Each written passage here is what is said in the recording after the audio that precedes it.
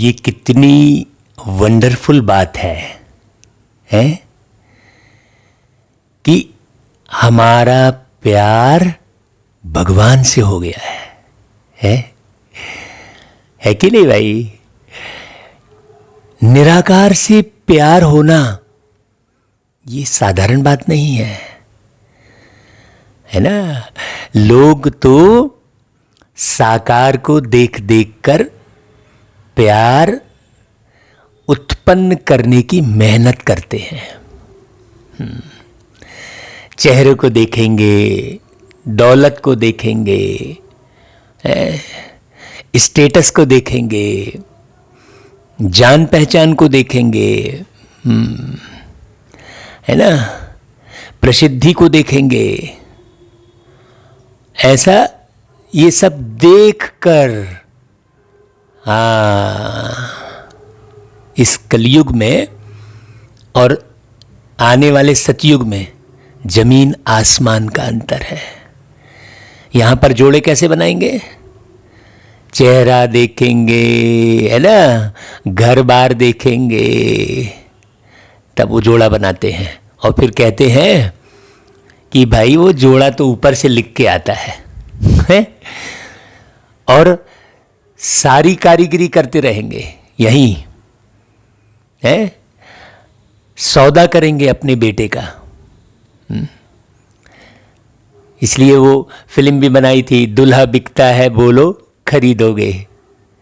और देखो हमारा प्यार, बाबा का हमसे प्यार और हमारा बाबा से प्यार। बाबा ने कुछ नहीं देखा, बस सीधे कहा, मेरे लाडले बच्चे, मेरे मीठे बच्चे, मेरे सिक्की लधे बच्चे। ऐसा कोई साधु सन्यासी, कोई ऋषि मुनि कभी सभा में बोल सकता है क्या? किसी ने इतना प्यार दिया? आपको विश्वास नहीं हो रहा होगा कि वो परमात्मा आकर बहुत प्यार से बातें करते हैं साकार में आकर। साकार शरीर में बैठी हुई आत्मा तो वैसा प्यार कर ही नहीं सकती, क्योंकि इस संसार में जितनी भी मनुष्य आत्माएं हैं वो कहीं ना कहीं एक दो में बंधी हुई रहती हैं। हाँ, सब व्यापार करते हैं, प्यार तो कोई करता ही नहीं है, बिल्कुल नहीं करता है। पत्नी अगर थोड़ा सा भी काम करने में लेट लतीफी कर दी तो पति कितना आग बबूला हो जाता है। ये कोई प्यार हुआ क्या? मतलब उसका संबंध किससे बना हुआ है? उसके काम व्यवहार से बंधा हुआ है, वासनात्मक काम से भी बंधा हुआ है और स्थूल काम से भी बंधा हुआ है। थोड़ा खाने में देरी नहीं हो गई तो बस पति चिल्ला उठता है, झल्ला उठता है। ये कोई प्यार है? सोचने की बात है। तो प्यारे बाबा इस धरती पर आकर ऐसे प्यार की स्थापना करते हैं जहां वस्तु, व्यक्ति, वैभव सिर्फ उपयोग के लिए होती है, प्यार के लिए नहीं। अभी तो दुनिया में हर चीज को प्यार से जोड़ देते हैं, वस्तु को प्यार से जोड़ देते हैं। हाँ, अब किसी घर में बैठने जाएंगे और फिर लौट के जब आएंगे तो बोलेंगे, अच्छा तुम गए थे घर में, क्या खिलाया तुमको? है, मैंने किससे जोड़ दिया? वो खाने पीने से। मोहब्बत को किससे जोड़ दिया? वस्तुओं से। और वो एक अभिशाप बन गया, दहेज एक अभिशाप बन गया।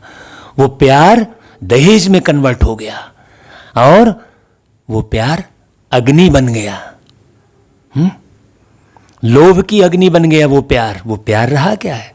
जा रहे हैं सगाई करने और कर रहे हैं सौदा। कितनी बड़ी विडंबना है। ऐसा क्यों हुआ? क्योंकि प्यार के सागर से किसी का भी कनेक्शन नहीं है, बाप से कनेक्शन नहीं है, इसलिए एक दूसरे को लूटने की भावना है। यदि बाप से कनेक्शन होता तो कोई किसी को लूटता नहीं। सिर्फ मोहब्बत होती इस दुनिया में। हाँ, गीत गाए, मोहब्बत जिंदा रहती है, मोहब्बत मर नहीं सकती। ये गीत सुना होगा आपने, लेकिन आज कौन सी मोहब्बत जिंदा रहती है भाई?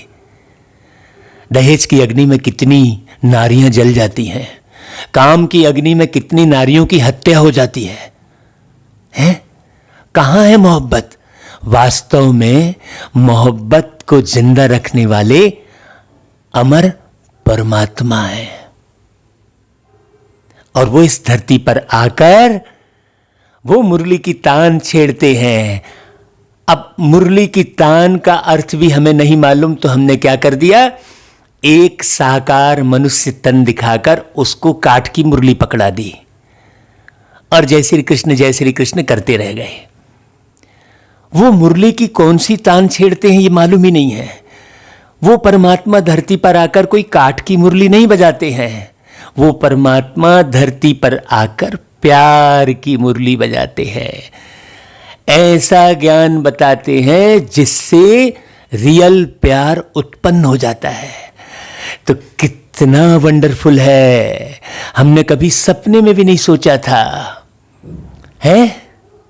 कितने भाग्यवान हम, भगवान हमसे मिलने आते। ऐसे गीत बनता है, देखो, है? ईश्वर से हमने मुलाकात की है, मन भावने से मधुर बात की है। भाई आप मानो या ना मानो, आप नहीं मानोगे तो हमारा प्यार ईश्वर से कम हो जाएगा, ऐसा तो हो नहीं सकता। आप नहीं मानोगे तो घाटा आपको हो जाएगा, परमात्मा के प्यार से वंचित रह जाएंगे। और प्यार प्यार चिल्ला रहे थे, अब परमात्मा धरती पर आकर मुरली सुनाकर प्यार लुटा रहे हैं, तो दूर भागते हो आप, समय नहीं है कहते हो आप, और 2 मिनट की मुरली सुनकर बंद कर देते हो। क्यों? क्योंकि आपके अंदर कई जन्मों से नफरत भर गई है, हाँ, घृणा भर गई है। इसलिए जल्दी से प्यार की तरफ मन, सच्चे प्यार की तरफ खिंचता नहीं है। आपको झूठे प्यार की आदत पड़ गई है, वस्तु व्यक्ति वैभव को हड़पने की आदत पड़ गई है। हाँ, आपकी जमीन तो आपकी, वो पड़ोसी की जमीन भी 2 फीट और आगे बढ़ा लो भाई, ऐसे हड़पने की आदत पड़ गई है आपको। इसलिए सच्चा प्यार पहचान नहीं पाते हो। मैंने देखा है इन आँखों से भगवान को बोलते हुए। हाँ, ये तो गीत में बोलते हुए गाए हैं, लेकिन मैंने महसूस किया है साकार में भगवान को प्यार करते हुए, अदृश्य प्यार करते हुए महसूस किया है, निराकार प्यार करते हुए अनुभव किया है। और ये मुरली उस अनुभव की ही चल रही है। आपको महसूस नहीं हो रहा है तो हम क्या करें?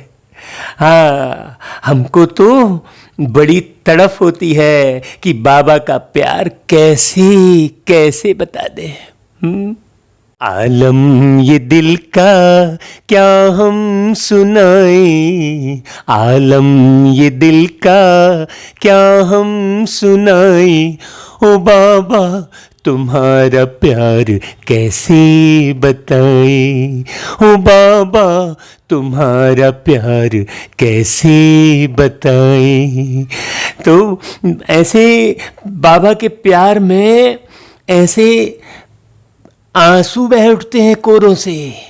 और ये आंसू 3 तरह के होते हैं भाइयों, आप पहचान लेना अच्छे से। ईश्वर के प्यार के आंसू कोरों से बहते हैं और पश्चाताप के आंसू बीच से गिरते हैं, क्योंकि पश्चाताप में व्यक्ति गिर जाता है, इसलिए ऐसे बीच से ऐसे टपकते हैं जो शरीर को टच नहीं कर पाते कई बार। और दुख के आंसू नाक को छूते हुए गिरते हैं, क्योंकि दुख होता है अपनी सम्मान को समाप्त करने से। और आपका सम्मान, ये नाक जो है सम्मान का प्रतीक है। तो जो आंसू नाक से टकराते हुए गिरते हैं ना, वो दुख के आंसू होते हैं। और दुख इसलिए होता है क्योंकि आप अपने खुद के सम्मान को आप समाप्त कर देते हो काम की कटारी चलाकर, काम अग्नि में जलकर भस्म होकर, विषय विकार में डूबकर आप अपने सम्मान को पूरा खत्म कर देते हो। इसलिए ये आंसू निकलकर बताते हैं, इसलिए दुख होता है। दुख का मूल कारण है काम, वासना। इसलिए आप गाते हो, विषय विकार मिटाओ पाप हरो देवा। इसका मतलब आप क्या बोल रहे हो? आप स्पष्ट स्वीकार कर रहे हो कि हे देवा, माने हे देवी देवता आत्माओं, मतलब जरूर वो देव आत्माएं कभी ना कभी पावन बनने का पुरुषार्थ की होंगी, उनको पावन बनने का अनुभव होगा। इसलिए अनुभवी से जाकर आप मंदिर में पूछते हो, उनसे रिक्वेस्ट करते हो कि विषय विकार मिटाओ पाप हरो देवा। मतलब विषय विकार ही तुम्हें पाप के गड्ढे में गिराते हैं। तो तुम पहले क्या बोलते हो कि विषय विकार मिटा दो और पाप हटा दो। मतलब विषय विकार मिटाने पर ही पाप हटेंगे, पाप हरेंगे, पाप हरो देवा कहते हो। अब इस ऐसी बहुत सारी आप लोगों ने आरतियां बनाई हैं। हम तो ऐसा लगता है कि एक एक आरती का अलग अलग वीडियो अर्थ सहित हम आपको बनाकर सुनाएं। हनुमान चालीसा आप पढ़ते हो, उसका कितना गहन आध्यात्मिक अर्थ है। हम पढ़ देते हैं बस, सोचते हैं बस काम हो जाएगा। बिना अर्थ समझे थोड़ी कुछ काम होगा। आपको अर्थ समझ में ही नहीं आया कि बजरंग बली जी उसमें क्या बोल रहे हैं। ऐसे ही आप मुरली भी अगर सुन रहे हो बिना अर्थ समझे तो बस सुनते ही रह जाओगे। हाँ, आज बाबा ने क्या बोला, कल बाबा ने क्या बोला, बस यही करते रह जाओगे। हाँ, तो मुरली को भी आप एक एक शब्द अर्थ सहित नशे से सुने। तो आइए आज 15 मई 2021 की वाणी सुनते हैं। बाबा कहते हैं, मीठे बच्चे तुम यहां आए हो सेल्फ रियलाइज करने। हाँ, सबसे बड़ा कोर्स है रियलाइजेशन का कोर्स। अभी मुरली पूरी सुनना अच्छे से। सेल्फ रियलाइज क्या क्या करना है बाबा पूरी मुरली में बहुत अच्छे से समझाएंगे। तुम अपने को आत्मा समझ परमात्मा बाप से सुनो और किसी से मत सुनो। वो बाप आए हैं, ये मुरली चला रहे हैं, हम तो निमित्त मात्र है क्योंकि वो निराकार हैं। तो कोई ना कोई साकार माध्यम लेकर बाबा ने मुरली चलाई है। उसी मुरली को हम एक एक अर्थ सहित समझाकर सुना रहे हैं, बाबा से पूछ पूछ कर। अमृत बेले वतन में हम जाते हैं, मुरली का अर्थ पूछ कर आते हैं और बाबा ही हमें बताते हैं कि बच्चे तुम ऐसा समझाना, और वही हम आपको बता देते हैं। भाई बाबा कहते हैं, देही अभिमानी रहने का अभ्यास करो। हाँ, देह अभिमान में रहने का अभ्यास करने की जरूरत ही नहीं है क्योंकि वो आदत पड़ गई है। देह अभिमान में आने की बार बार आदत पड़ गई है। झट कोई चीज बड़ी अच्छी नजर आने लगती है, झट कोई देह अच्छी लगने लगती है, तुरंत। उसमें कोई अभ्यास नहीं करना पड़ता।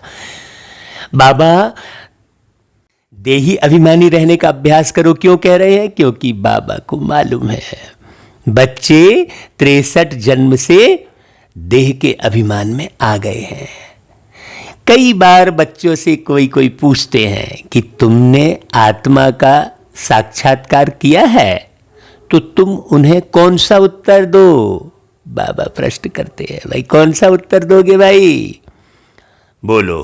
हाँ, हमने आत्मा का साक्षात्कार किया है।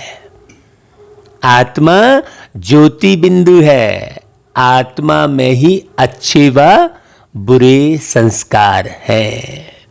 हाँ, माने भाई स्वयं का साक्षात्कार जो कर लेता है वो बिल्कुल बिंदु रूप धर लेता है। ज्योति बिंदु, ज्योति माना अग्नि। अग्नि में क्या होता है, घी डालो तो वो जला देगी और कचरा डालो तो वो जला देगी। अब कचरा डालोगे तो अग्नि थोड़ी बोलेगी नहीं तुमने कचरा क्यों डाल दिया, मैं नहीं जलाऊंगी, थोड़ी बोलेगी अग्नि।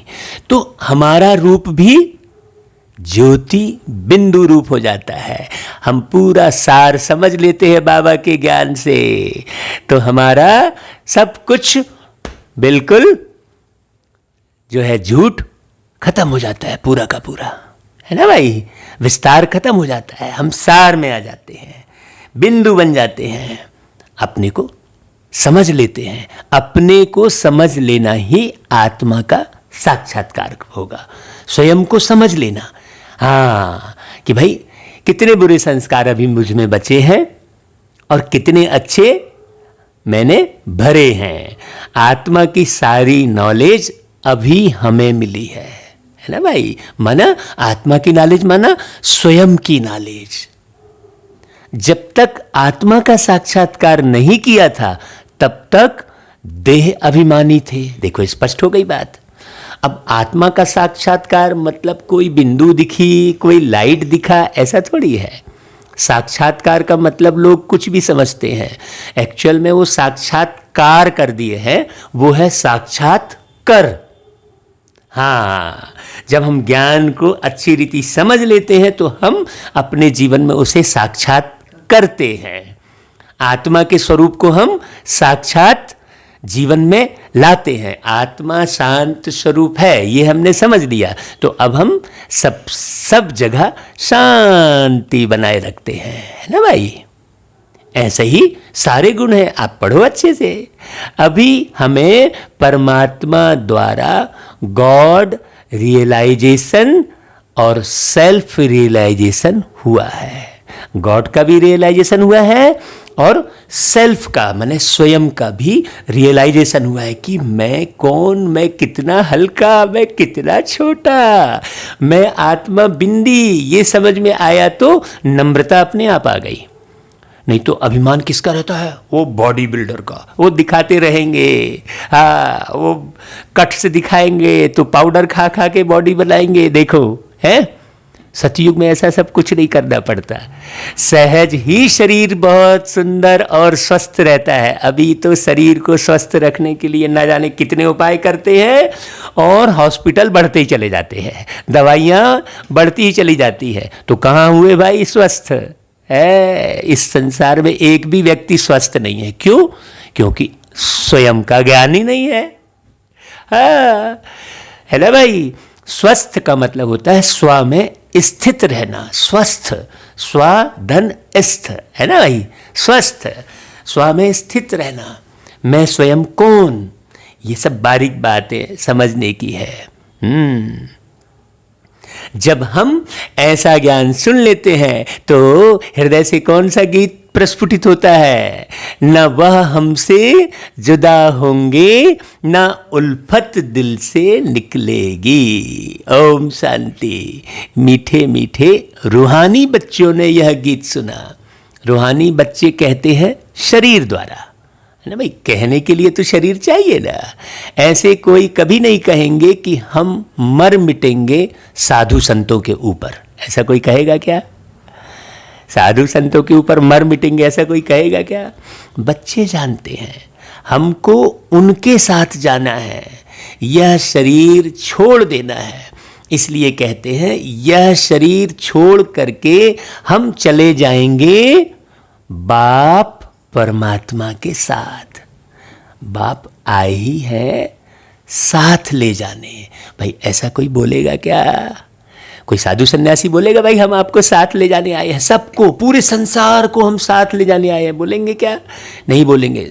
साधु सन्यासी तो अनेक हैं और परमात्मा एक है। यहां पर तो ढेर गुरु हैं, वो अनेक हैं, लेकिन परम सदगुरु तो एक है। तो अनेक गुरु एक पार्टिकुलर टीम को ले जाएंगे, आप तो फिर छूट गए। है ना भाई? और कहाँ ले जाएंगे? वो आपके घर से आश्रम ले जाएंगे, यहीं की यहीं। वो परम धाम, वो निज धाम, वो निर्माण धाम, वो शांति धाम थोड़ी ले जाएंगे। शांति धाम तो ले जाएंगे प्यार के सागर परमात्मा शिव। यह बहुत बहुत समझ की बात है। अब देखो बाबा ने यह बहुत समझ की बात है क्यों बोला? हम आपको साथ ले जाएंगे। साथ ले जाएंगे का अर्थ क्या हुआ? समान बनाएंगे हम आपको। जैसे हम हैं वैसे हम आपको बनाएंगे, पढ़ा पढ़ा कर, ये बाबा कह रहे हैं। हाँ, बहुत गहरी बात है। साथ ले जाएंगे मतलब जितने ऊंचे से ऊंचे, ऊंचे से ऊंचे मतलब क्या? सर्वगुण संपन्न, सर्वशक्तिमान, सर्वशक्तियों से भरे हुए, कहीं रूठते नहीं है वो, कहीं आपके अवगुणों को चित्त में नहीं रखते हैं वो। और उनके लिए आप गा देते हो, प्रभु जी मेरे अवगुण चित्त न धरो, ऐसा गा देते हो आप। अरे प्रभु जी काहे को तुम्हारे अवगुण चित्त में रखेंगे भाई? ये तो मनुष्यों की गाथा को आपने प्रभु के साथ जोड़ दिया है। मनुष्य रखते हैं एक दूसरे के अवगुणों को चित्त में, और आपने भगवान के लिए गा दिया। देखो कितना अंधेरा, सोचने की बात है। तो बच्चे बुलाते हैं, हम पतितों को आकर पावन बनाओ। भाई साथ ले जाएंगे का अर्थ और बता रहे हैं बाबा है? फिर क्या करूं? यहां तो नहीं छोड़ जाएंगे ना। आप बुलाए कि हम पतितों को पावन बनाओ, तो मैं क्या करूं भाई? बाबा कह रहे हैं यह सारी दुनिया पतित है, तो क्या करूं अब? भाई कैसे ले जाऊं? इस पतित दुनिया से पावन दुनिया में ले जाने के लिए ही तो आया हूं, है ना भाई? तो ये पतित दुनिया को हटाना पड़े ना भाई। हम आत्माओं को साथ ले जाएंगे। कौन? प्यारे शिव बाबा। यह सारी दुनिया विषस है, माने विषय विकारों में डूबी हुई है, यह भी तुम जानते हो। तुम किसको विकारी पतित कहेंगे तो बिगड़ पड़ेंगे। मनुष्यों को समझाना बड़ी युक्ति से है। वो गा जरूर रहे हैं विषय विकार मिटाओ, और तुम उन्हें विषय विकारी पतित कह दोगे तो बड़ा अपने आप को पवित्र समझता है, बोलेंगे, लड़ पड़ेंगे वो। तो बड़ी युक्ति से मनुष्यों को समझाना पड़ता है। महिमा करनी है एक बाप की, मतलब आपको ऐसा नहीं बोलना है किसी को, क्योंकि तुम भी तो पावन बनने के मार्ग में हो ना। इसलिए महिमा किसकी करनी है? एक बाप की। अभी तुम बच्चों को नॉलेज मिली है, बड़ी समझ से बात करनी है, एक एक बात। ऐसा नहीं कि आपने बस ज्ञान सुनाया, भैया 5000 साल पहले भी आप ऐसे ही मिले थे, हाँ अब वो क्या समझे, वो तो मूंझ जाएगा है।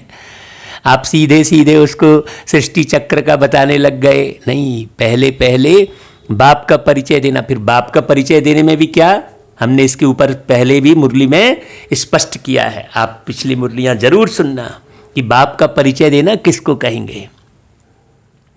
तो कहते हैं भाई कहाँ देखते हो, प्रश्न उत्तर करते हैं, तो बोलो हम अभी कच्चे हैं, बड़ी बहन आकर रिस्पॉन्ड करेगी। मतलब उलझना नहीं है। हाँ, नहीं तो कई बहुत उलझ पड़ते हैं। हम तो कई जगह प्रोग्राम देने गए, हमने देखा बाबा के बच्चे बस किसी न किसी से उलझ पड़ेंगे। अब वो माने जो जाति वाले ब्राह्मण हैं वो कहेंगे नहीं हम तुमसे ऊंच ब्राह्मण है। बोला अच्छा, तो वो जाति वाले ब्राह्मण और ये ब्राह्मण उलझ पड़े हैं। नहीं भाई, ऐसे ब्राह्मण नहीं बनना है।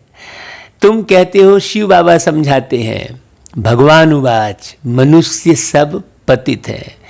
पतित तो भगवान हो नहीं सकता। पतित पावन को बुलाते हैं क्योंकि पतित है। देहधारियों को भगवान नहीं कह सकते। भगवान निराकार शिव को कहा जाता है। शिव के मंदिर भी बहुत हैं। पहले पहले जब एक बात को समझ लेवें तब ठहर सकेंगे, तब आपकी बात को गौर से सुनेंगे।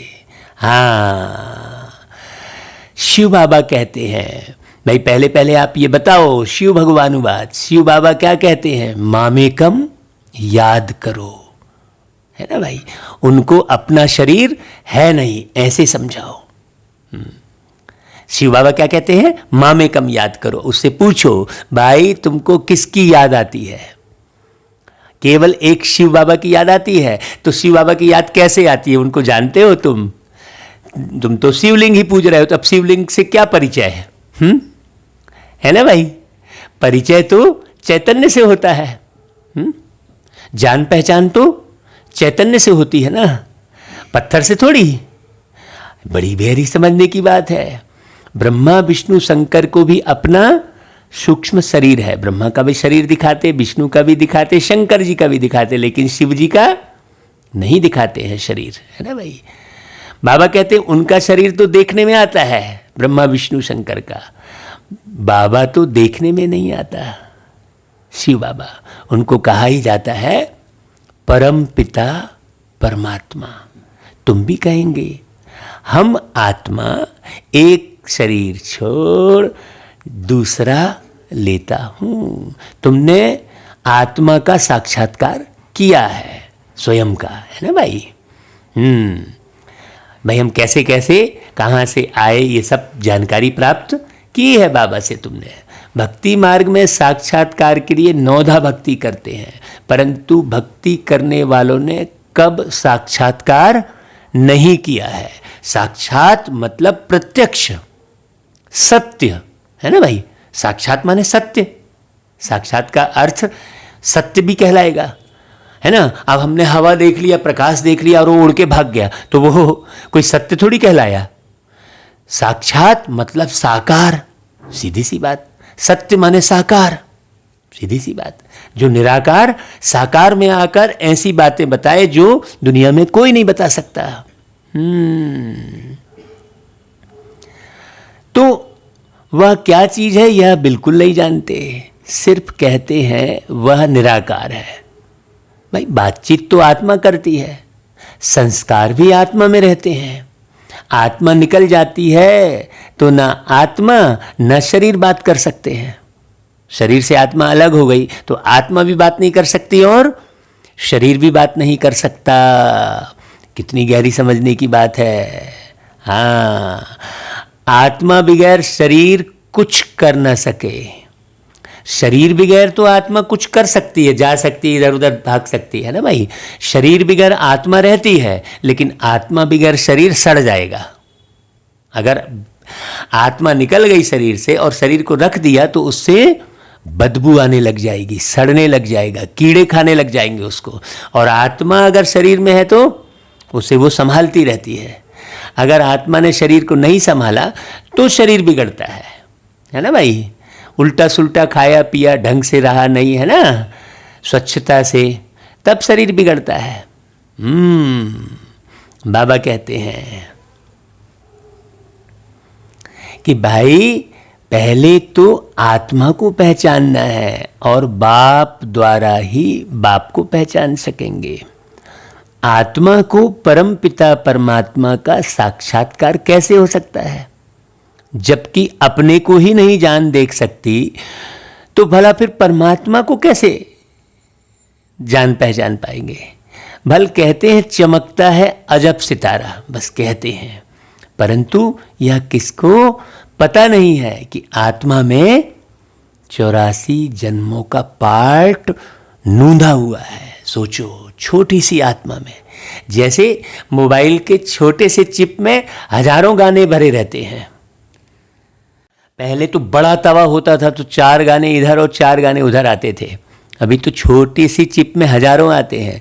ये प्रैक्टिकल में देख लो, जितनी सूक्ष्म चीज उतना ही ताकतवर, है ना। पहले बड़े बड़े रॉकेट और मिसाइल बनते थे, आज तो अणु बम और उससे भी छोटा परमाणु बम बन गया है। तो ऐसा परमाणु बम है जो एक देश को खत्म कर देगा, इतना छोटा, माने इतने छोटे बम में इतनी ताकत। और अभी तो आप खुद ही देख रहे हो, अदृश्य बीमारी सबको खाए जा रही है, परेशान किए जा रही है, दिख थोड़ी रहा है वो कितना छोटा। तो ऐसे ही आत्मा के ज्ञान को अच्छे से समझना पड़े। मनुष्य तो बिल्कुल देह अभिमानी रहते हैं। अब बाप कहते हैं देही अभिमानी बनो, अपने को आत्मा समझ, फिर मेरे द्वारा सुनो। हाँ, सुनने वाली कौन है? आत्मा। आत्मा माना तुम। आत्मा को सुनाने वाला तो परमात्मा ही चाहिए ना। आत्मा ही आत्मा को कैसे सुनाएगी? कोई सत्य थोड़ी बताएगी। अभी तक बताया क्या सत्य? हाँ भाई, व्यास जी कौन? आत्मा। रामचंद्र जी कौन? आत्मा, है ना भाई। तो परमात्मा को आना पड़े ना। तो सेल्फ रियलाइज करो। आत्मा खुद ही कहती है।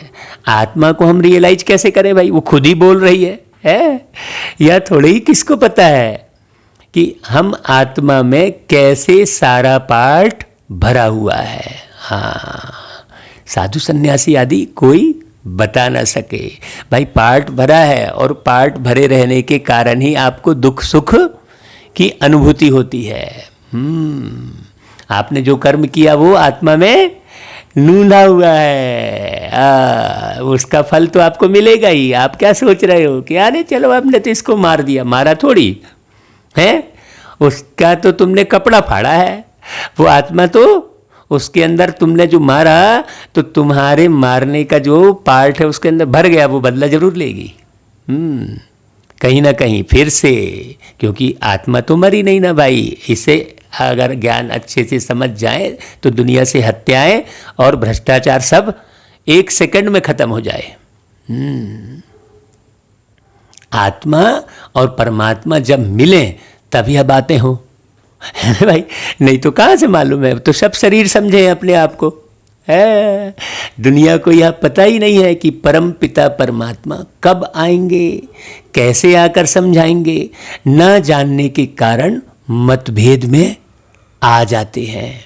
हाँ, वो कहेंगे मेरा अल्लाह, वो कहेंगे मेरा राम, और फिर उदाहरण भी देते रहेंगे। भाई रमजान में है राम और दिवाली में है अली, तो हो कहाँ गए भाई अलग हम? ऐसा भी फिर समझाते हैं। तो जोड़ देते हैं वो त्यौहार से। रमजान एक त्यौहार, तो रमजान RAM है, ZAN ऐसा है, तो पहले आ रहा है RAM राम, और दिवाली में आ रहा है आखिरी में अली, ऐसा जोड़ देते हैं। लेकिन ये तो शब्दों का वो है खेल, रियलिटी तो नहीं है। तो एक चाहे कितना भी जोड़े, एकता तो आ नहीं रही है। एकता कब आएगी भाई? आत्मज्ञान सुनने से एकता आएगी ना भाई, है? तो बाप को ही आकर बच्चों को सेल्फ रियलाइज कराना पड़ता है। बाप कहते हैं अपने को आत्मा समझ, मुझ निराकार परमपिता परमात्मा से सुनो। हाँ, दुनिया को यह पता ही नहीं है कि परमपिता परमात्मा कब आएंगे और कैसे आकर समझाएंगे। हाँ, हे प्रभु आनंददाता ज्ञान हमको दीजिए, तो आकर ज्ञान देंगे ना भाई। ना जानने के कारण मतभेद में आ जाते हैं। उन सबका मदार है शास्त्रों पर। बाप कहते हैं उनसे ना तुम मुझे रियलाइज कर सकेंगे और ना अपने को रियलाइज कर सकेंगे। अब ढेर तुम बना लो, अनमोल वचन लिख डालो, ढेर सारे स्लोगन। आजकल तो अनमोल वचन जगह जगह लिखे रहते हैं, लेकिन वो बस केवल लिखे रहते हैं। वो गहरी समझ तो है ही नहीं। वो रियलाइजेशन तो नहीं है कि भाई हम एक आत्मा है। तो बाबा कहते हैं कि ना अपने को रियलाइज कर सकेंगे, ना मुझे रियलाइज कर सकेंगे। वह तो क्या देते हैं, आत्मा सो परमात्मा। हाँ, सोचने की बात है। ऐसे कहने से क्या होता? हमको पतित से पावन कौन बनाएंगे भाई? है पतित हो गया हूं, ये कौन बोल रहा है? शरीर थोड़ी। आत्मा रहित शरीर बोलेगा क्या? त्रिकालदर्शी कौन बनाएंगे? कोई भी आत्मा और परमात्मा का ज्ञान तो दे नहीं सकते। इसलिए तुम कहते हो जो आत्माएं अपने बाप को नहीं जानती हैं वह तो नास्तिक है ना भाई। है, सोचने की बात है। वो फिर कह देते कि जो भक्ति नहीं करते वह नास्तिक है, ऐसा कह देते हैं। अब तुम बच्चे भक्ति तो करते नहीं हो, तुम्हारे पास चित्र बहुत अच्छे हैं, चित्रों पर ही समझाया जाता है। कोई ने वर्ल्ड के नक्शे देखे ही नहीं होंगे तो उनको क्या पता लंदन कहाँ है, अमेरिका कहाँ है ना। जब तक टीचर बैठ मैप पर समझाए, इसलिए तुमने यह चित्र बनाए हैं, परंतु डिटेल में कोई समझ नहीं सकते। डायरेक्ट चित्र कोई देख लेगा तो क्या समझेगा वो तो समझाना पड़ेगा ना भाई। हाँ, सूर्यवंशियों ने यह राजधानी कहाँ से ली, फिर चंद्रवंशियों ने कैसे ली, क्या सूर्यवंशी से लड़ाई की? तुम समझते हो सबको जो है वर्षा एक बाप से मिलता है। सूर्यवंशी चंद्रवंशी तो विश्व के मालिक हैं, दूसरा कोई धर्म ही नहीं होता तो लड़ाई की बात ही नहीं है। यहाँ तो न जाने कितने धर्म, पंथ, पार्टियाँ। देखो लड़ाई कितनी जगह है, धर्म की लड़ाई है, पंथ की लड़ाई है, करोड़पतियों की आपस में अलग लड़ाई है, उद्योगपतियों की, तो पार्टियों की लड़ाई अलग अलग है। केवल धर्म ही बस की लड़ाई नहीं है, लड़ाई ही लड़ाई है यहाँ तो है। बाबा कहते हैं वहाँ कोई ऐसा है नहीं, एक के हाथ में सत्ता रहती है, कोई पार्टीबाजी नहीं है। यहाँ तो देखो कितना हंगामा हो जाता है आपस में ही। हाँ भाई, हिंदू हैं लेकिन हिंदू कितनी सारी पार्टियां बना ली और आपस में लड़ रहे हैं, तो काहे के भैया, फिर काहे का फिर धर्म आ गया। अभी तुम समझते हो हम विश्व के मालिक बनते हैं, ऐसे नहीं कि सूर्यवंशियों से चंद्रवंशियों ने जीता व युद्ध चला, नहीं, अलग अलग घराना होता है। अब तुम्हारी बुद्धि में यह चित्रों की सारी नॉलेज है, स्कूल में भी स्टूडेंट पढ़ते हैं तो बुद्धि में सारी नॉलेज आ जाती है ना भाई। छोटे बच्चों को किताब में दिखाया जाता है, देखो भाई ये हाथी है, यह फलाना है, ऐसा बताते हैं ना भाई।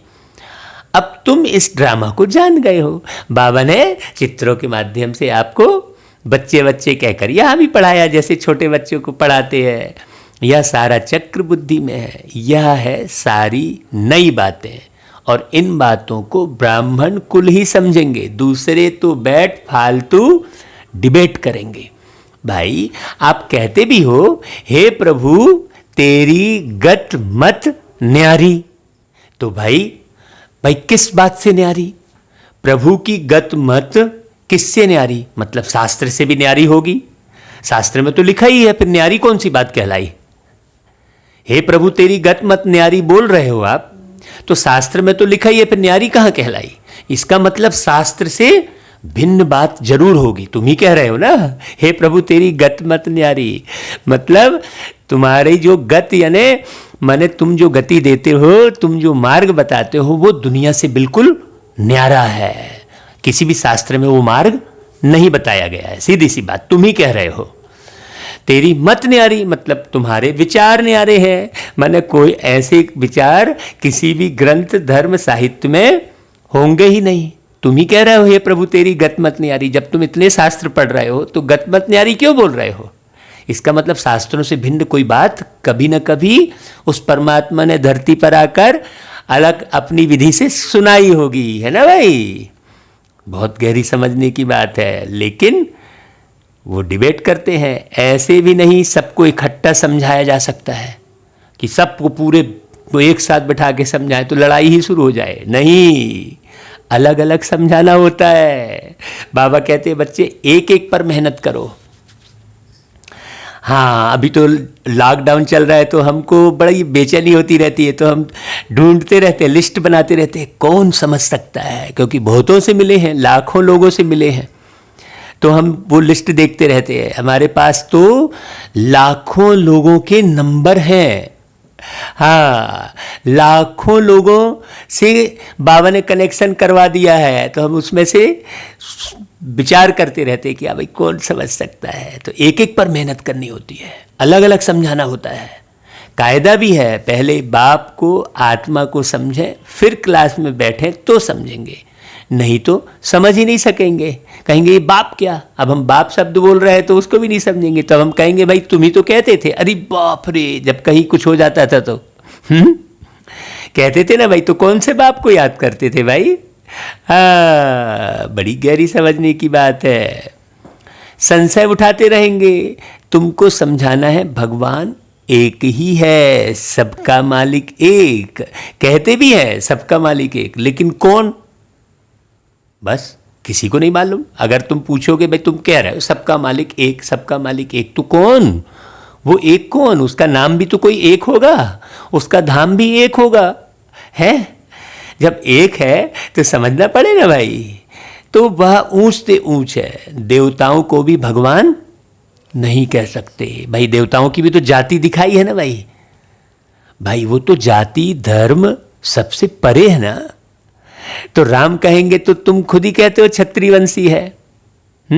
कृष्ण कहते हैं तो तुम उसे यदुवंशी कहने लगते हो। तो जाति तो कह ही रहे हो तुम, हैं?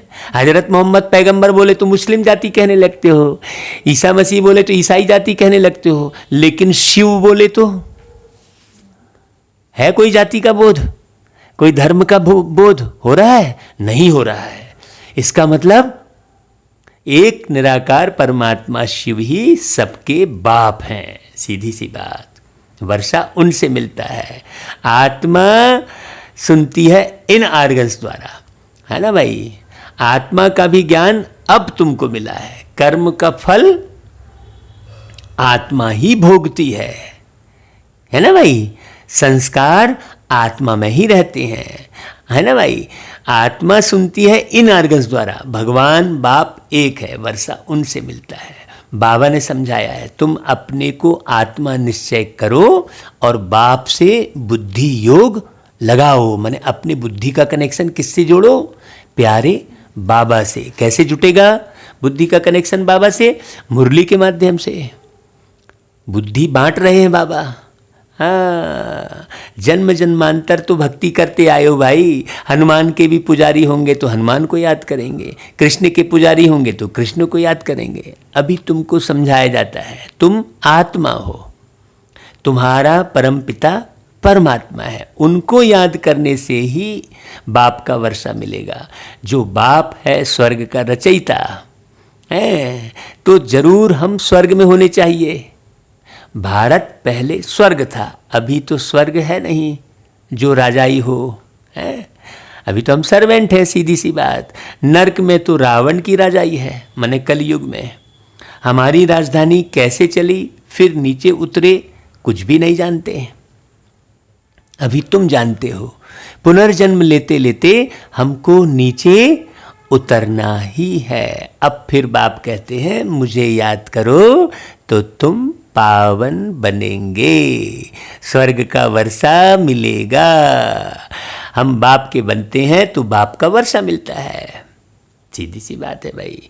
परंतु जब तक तमो प्रधान से सतो प्रधान न बने, योग से पावन न बने, तब तक वर्षा मिल न सके। बाप कहते हैं मुझे याद करने से तुम्हारे विकर्म विनाश होंगे, विकर्मा जीत बनेंगे। यह गारंटी है। बाबा देखो, ऐसा कोई गारंटी लेता है क्या? हाँ, अभी आप किसी भी दवाई दुकान में जाओ और कहो भाई आप ऐसी दवाई जो गारंटी से कभी फिर वापस वो बीमारी ना हो, देखो जरा कोई देता है क्या गारंटी? है?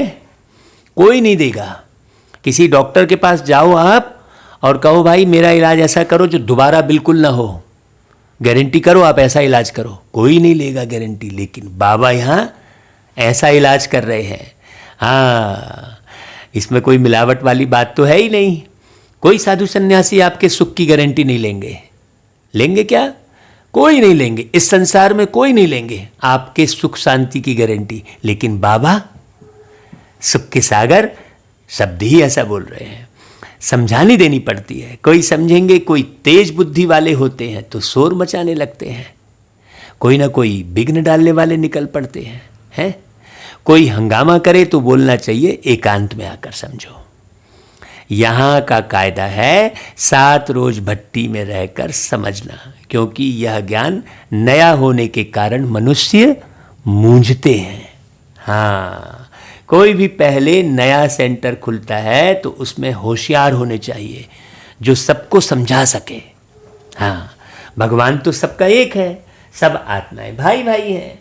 परमात्मा सबका बाप है। पुकारते हैं पतित पावन आओ, तो जरूर वह पावन है। वह कभी पतित होते नहीं। बाप ही आकर पतितों को पावन बनाएंगे। सतयुग में सब है पावन और कलयुग में सब है पतित। ये बात समझने की है भाई। पतित बहुत होते हैं और पावन थोड़े होते हैं। सीधी सी बात है। पावनता में ताकत है और पतितपना में कमजोरी है ना भाई। जैसे पृथ्वी पर मिट्टी तो बहुत होगी लेकिन अनाज थोड़ा ही होता है ना भाई। हाँ, ताकत देने वाला अनाज बहुत थोड़ा होता है। तो सतयुग में सब तो नहीं आएंगे, जो पतित से पावन बनते हैं वही पावन दुनिया में जाते हैं, बाकी सब निर्वाण दुनिया में चले जाएंगे।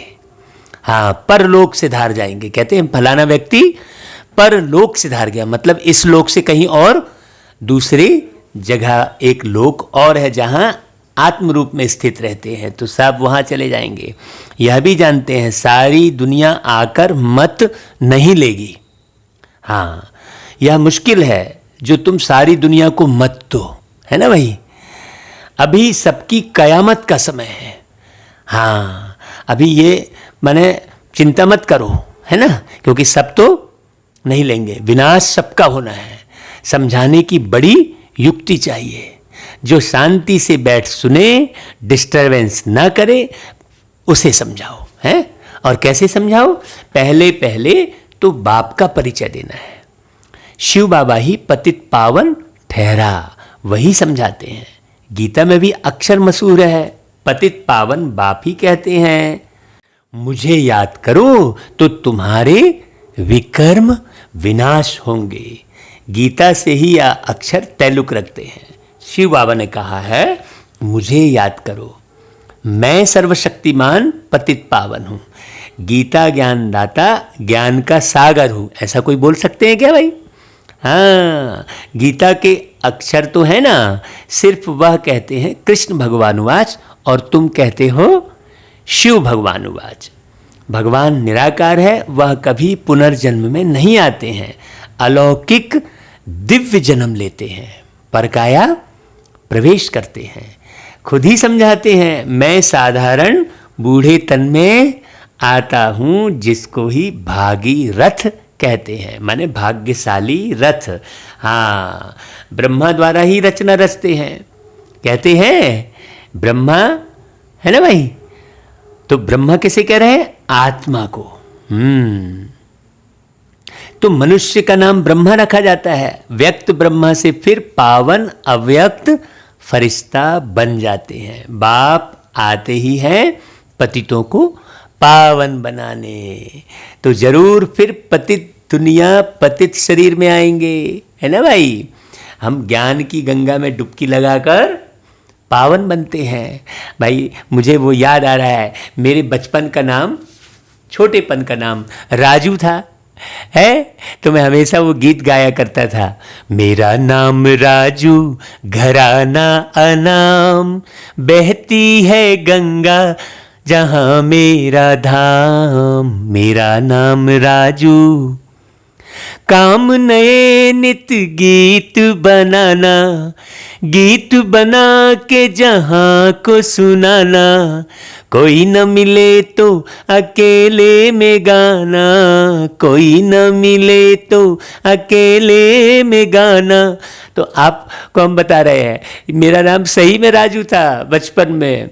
तो ये गीत जब हम बाबा के ज्ञान में आए तब समझ में आया, है ना भाई। मेरा नाम राजू, घराना अनाम। आज भी फिर हमने वही गीत गाया, अब मेरा घर नहीं है जमीन पर। पहले हम वो गीत गाते थे, अभी हमने ये गीत बनाया है, घराना अनाम, बहती है गंगा जहां मेरा धाम, मतलब जहां ज्ञान की गंगा बहती है माउंट आबू की धरती पर, वहां मेरा धाम है, वहां से ही हमने ज्ञान उठाया। तो बाबा कहते हैं कि भाई बाप आते ही हैं पतितों को पावन बनाने, ज्ञान की गंगा में डुबकी लगाकर फिर हम पावन बनते हैं। तो जरूर फिर पतित दुनिया, पतित शरीर में बाबा आएंगे। यह है डिटेल की समझानी। पहले तो समझाना चाहिए कि भगवान कहते हैं कि कल्प पहले मुआफिक मुझे याद करो तो तुम्हारे विकर्म विनाश होंगे। अब याद करो कहने से नाम रटने वाली बात थोड़ी है। हाँ, याद मतलब उनसे पूरा परिचय। भाई जिससे संबंध होता है उनकी याद आती है, पूरा पूरा संबंध। अब नाम रटने की तो बात नहीं कहलाएगी ना भाई। तो याद अलग ही बात है। तो याद करोगे तो पतित से पावन बनोगे, विकर्म विनाश होंगे। गाते भी हैं, हे पतित पावन आओ। गंगा तो है ही, तुम पुकारते हो तो जरूर कहाँ से आएंगे ना भाई। हे पतित पावन आओ पुकार रहे हो, भाई गंगा तो है, फिर क्यों पुकार रहे हो। हाँ, पतित पावन आते हैं पतित से पावन बनाने का पार्ट बजाने। बाप कहते हैं तुम पावन थे, फिर तुम्हारे में खाद पड़ी है। कौन सी खाद पड़ी है? विषय विकारों की, झूठ बोलने की आदत पड़ी है ना, उल्टा सीधा कार्य करने की आदत पड़ी है। वह योग बल से ही निकलेगी, माने समझ के बल से निकलेगी, है ना भाई। योग माना समझ कहला जाएगा यहाँ पर। तुम पवित्र बन जाएंगे, फिर पावन दुनिया में ही आएंगे। पतित दुनिया का विनाश हो जाएगा। जो समझाया जाता है उसे अच्छी रीति से धारण करना है ना भाई। क्योंकि ये धारण करना ही तुम्हारा सतयुग में काम आएगा। बाकी तो ज्ञान लोप हो जाएगा। बाबा कहता है ज्ञान लोप हो जाएगा। योग हटा दो कहता है योग अक्षर, बाबा कहता है ना। और सेवा मतलब जब मुझे याद करो तो सेवा भी याद ना आए कहते हैं। मतलब ज्ञान, योग और सेवा यहीं तक सीमित है। लेकिन जो धारणा का जो सब्जेक्ट है, जो धारण करोगे, वही धारणा के माध्यम से आप सतयुग में जाओगे, है ना भाई। तो धारण शब्द मुख्य रूप से समझो तो अच्छी रीति से धारण करना है। हम तो सिर्फ ऊंचते ऊंच बाप की महिमा करते हैं, बेहद का बाप समझाते हैं। तुम 84 जन्मों का पार्ट बजाते बजाते कितने पतित बने हो, है ना, इसलिए थक गए हो। हाँ, पहले पावन थे, अब पतित बने हो। फिर याद की यात्रा पर रहने से तुम फिर पावन बन जाएंगे। भक्ति मार्ग से तुम सीढ़ी नीचे उतरते ही आए हो। यह तो बिल्कुल ही सहज बात है। यह तो बच्चों की बुद्धि में बैठना चाहिए। सवेरे उठकर विचार सागर मंथन करना चाहिए, फिर जो भी आए उनको समझाना है। सवेरे का समय बहुत अच्छा सतो प्रधान होता है। मुरली की मुख्य पॉइंट्स नोट कर देनी चाहिए, फिर रिपीट करनी चाहिए तो दिल पर पक्का हो जाए। बाबा कहते हैं पहली पहली मुख्य बात है बाप को अच्छी रीति याद करना। हाँ, बाप ही कहते हैं मन मना भव, मुझे याद करो तो विकर्म विनाश होंगे। अब करो ना करो भाई, तुम्हारी मर्जी है। बाप का फरमान तो मिला हुआ है, पावन दुनिया में चलना है तो फिर पतित दुनिया में बुद्धि का योग नहीं जाना चाहिए, है ना भाई। ऐसा क्यों हो रहा है, वो क्यों कर रहे हैं, ऐसा नहीं जाना चाहिए, है ना भाई। विकार में नहीं जाना है। समझानी तो बहुत मिलती रहती है। अच्छा भाई, बाबा याद प्यार देते हैं मीठे मीठे, सिकी लधे बच्चों प्रति मात पिता बाप दादा का याद प्यार और गुड मॉर्निंग। रूहानी बाप की रूहानी बच्चों को नमस्ते, और हम रूहानी बच्चों की रूहानी मात पिता बाप दादा को याद प्यार गुड मॉर्निंग और नमस्ते। तो भाई आज क्या क्या धारण करना है सुनते हैं। पहली पॉइंट, सवेरे सवेरे उठकर विचार सागर मंथन करना है। बाप जो सुनाते हैं उसे नोट कर रिपीट करना है, दूसरों को सुनाना है। हाँ भाई, नोट करना है। क्या नोट करना है कि जो हम सुन रहे हैं वो हम कर रहे हैं कि नहीं कर रहे हैं, ये नोट करना है ना। हाँ, मैंने ऐसे कॉपी में नोट करके फिर हूबहू सुना दिए, ऐसा नहीं है, हैं? सबको पहले पहले बाप का ही परिचय देना है। हाँ, बाप का परिचय कैसे देंगे? बाप बनकर, है ना भाई। बाप जैसा प्यार देकर, बाप जैसा मिठास लाकर, है ना भाई। दूसरी पॉइंट, पावन दुनिया में चलने के लिए इस पतित दुनिया से बुद्धि योग निकाल देना है। अच्छा भाई, फिर वरदान, मनसा के महादान द्वारा हर संकल्प की सिद्धि प्राप्त करने वाले मास्टर सर्वशक्तिमान भव। जो बच्चे मनसा द्वारा शक्तियों का दान करते हैं उन्हें मास्टर सर्वशक्तिमान का वरदान प्राप्त हो जाता है। हाँ, किसी के लिए भी मन में दुर्भावना नहीं रहती उसके अंदर, क्योंकि मनसा द्वारा शक्तियों का दान करने से संकल्प में इतनी शक्ति जमा हो जाती है जो हर संकल्प की सिद्धि प्राप्त होती है। हाँ भाई, आपके मन में सहन शक्ति नहीं है, किसी ने कुछ बोल दिया तो आप उसे ही सोचते बैठे रहते हो, तो क्या होता है, मन की शक्ति का ह्रास होता है। हाँ, तो फिर कैसे दान करोगे भाई? तो सारी शक्तियों की तरफ इशारे करते हैं बाबा, और शक्तियों की पढ़ाए हैं। जो अष्ट शक्ति है वो तो है ही, फिर मुरलियों में बहुत सारी और शक्तियों का जिक्र किया है बाबा ने। परिवर्तन की शक्ति है ना भाई, समय को सफल करने की शक्ति, ऐसी बहुत सारी बातें बताई है। तो बाबा कहता है कि वे अपने संकल्पों को जहाँ चाहे वहाँ 1 सेकंड में टिका सकते हैं। है ना भाई, संकल्प उनके वश होते हैं। वे अपने संकल्पों पर विजयी होने के कारण चंचल संकल्प वाले को भी थोड़े समय के लिए अचल व शांत बना सकते हैं।